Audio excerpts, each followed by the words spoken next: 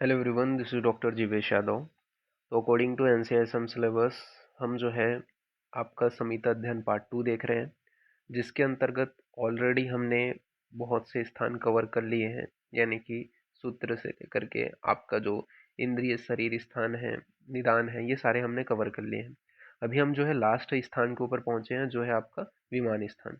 विमान स्थान के अंतर्गत भी हमने 6 चैप्टर का पार्ट फर्स्ट देख लिया है। पार्ट सेकंड जो है वो अपन यहाँ पे आज कवर करेंगे और स्टार्ट करते हैं। यहाँ पे आज का जो क्लास है वो सारे जो सब्जेक्ट हैं उसका पीडीएफ आपको मेरे Telegram channel doctor Jeevesh Yadav notes के ऊपर अवेलेबल हो जाएगा। जो भी आपकी यूट्यूब के ऊपर क्लासेस हुई हैं उनकी, ठीक है। सारे के जो पासवर्ड हैं वो वीडियो में आप ऑलरेडी मैंने मेंशन किया हुआ है। आप जो है चैनल में जा करके वो पासवर्ड पुटअप करके पीडीएफ ओपन कर सकते हो। यहाँ पे स्टार्ट करते हैं आज की क्लास। तो दोषों के प्रकोप के हेतु बताए गए, यानी कि कोई भी जो दोष है वो प्रकोपित होता है, उसके 3 हेतु है। असात्म इंद्रियार्थ संयोग, प्रज्ञापराध और परिणाम। तो दोषों के प्रकोप के ही जो हेतु हैं वो 3 है। असात्म इंद्रियार्थ संयोग, प्रज्ञापराध और परिणाम। ये क्या है, आपके दोष प्रकोप के 3 हेतु बताए गए हैं। असात्म इंद्रियार्थ संयोग, प्रज्ञापराध और परिणाम। फिर अनुबंध तथा अनुबंध किसको बोलते हैं, ठीक है, ये दोनों अलग अलग चीज है। तो यहाँ पे बोला गया है स्वतंत्र व्यक्त लिंगम यथोक्त समुत्थान प्रश्मनो भवत्य अनुबंध्या तत्विपरीत लक्षणे अनुबंध। यानी कि जो क्या है, जिसके जो लक्षण होते हैं वो क्या है, स्वतंत्र होते हैं। लिंग मतलब लक्षण। जिस व्याधि के जो लक्षण हैं वो स्वतंत्र होते हैं, ठीक है, उसे अपन क्या बोलेंगे, अनुबंध बोलेंगे, ठीक है, अनुबंध बोलेंगे। और आपका जो जिस इसके अपोजिट, जिसके लक्षण स्वतंत्र ना हो, उसे अपन अनुबद्ध बोलेंगे, ठीक है।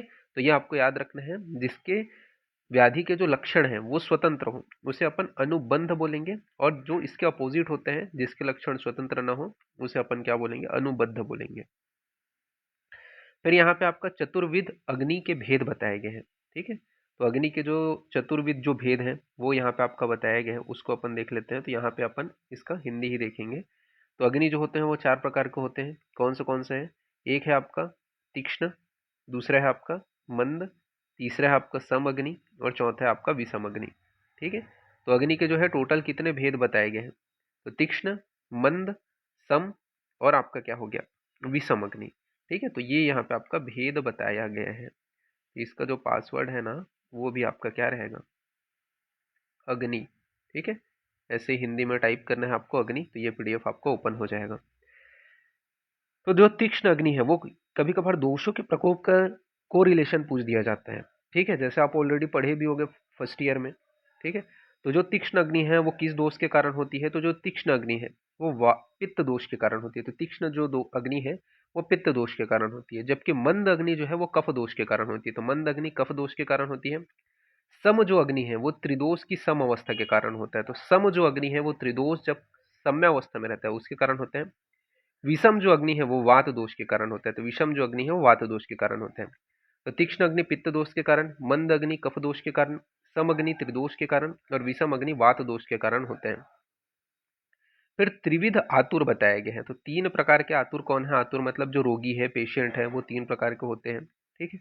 एक आपका वात प्रधान होगा जिसको अपन वातल बोलेंगे, एक पित्त प्रधान होगा जिसे पित्तल बोलेंगे, और एक श्लेष्म प्रधान होगा, ठीक है। तो ये यहाँ पे आपके 3 प्रकार के आतुर हैं, वातल, पित्तल और श्लेष्मल। तो ये आपको ध्यान में रखना है। फिर राजवैद्य के लक्षण बताए गए हैं। तो राजा के पास जो रहने वाला वैद्य होता है उसे अपन राजवैद्य बोलेंगे। उसके क्या लक्षण है वो यहाँ पे अपन देख लेते हैं।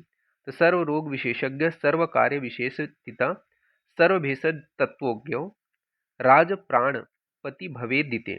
अर्थात जो राजा के पास जो रहने वाला जो वैद्य है, ठीक है, जिसको अपन राजवैद्य बोलते हैं, जो क्या है, उसके क्या क्या क्वालिटीज हैं, तो सभी रोगों को जानने वाला होगा। तो सभी प्रकार के रोगों के जानने वाला होगा, विशेषज्ञ होगा। सभी रोगों की चिकित्सा को जो है अच्छे प्रकार से जानने वाला होगा, यानी कि भेद अनुसार उसकी चिकित्सा कैसे करना है उसका ज्ञाता हो। सभी प्रकार के जो औषधि है उनके योग कैसे बनाने हो, ठीक है, उन तत्वों को जानने वाला हो। तथा वह जो है राजा के प्राणों की रक्षा कर सके, यानी कि स्वामी की रक्षा कर सके। ऐसा जो वैद्य होगा वो क्या कहलाएगा, आपका राजवैद्य कहलाएगा। तो ये राजवैद्य की क्वालिटी है, ठीक है। कभी कभार श्लोक ही प्लॉट करके पूछा जाता है रेफरेंस कि राजवैद्य का वर्णन कहाँ पे किया गया है, तो विमान स्थान में किया गया है। ये चीज आपको ध्यान में रखना है कि जो सभी प्रकार के रोगों को जानता हो, रोगों की चिकित्सा को जानता हो, कैसे करके योग बनाने हैं उनका जानता हो, और राजा यानी कि प्राणी जो प्राण है, स्वामी है, उसके प्राणों की रक्षा करने कैसे है उसको जानता हो। ये जो सारी क्वालिटी हैं वो किसके हैं, तो राजवैद्य के बताए गए हैं। ठीक है, तो ये आपको ध्यान में रखना है। तो इस प्रकार से ये जो चैप्टर है, 6 जो चैप्टर है, वो यहाँ पे आपका पूर्ण रूप से फिनिश होता है। ओके, तो अभी के लिए इतना ही। नेक्स्ट क्लास में अपन आगे का कंटिन्यू करेंगे। ओके, तो फिर थैंक यू क्लास।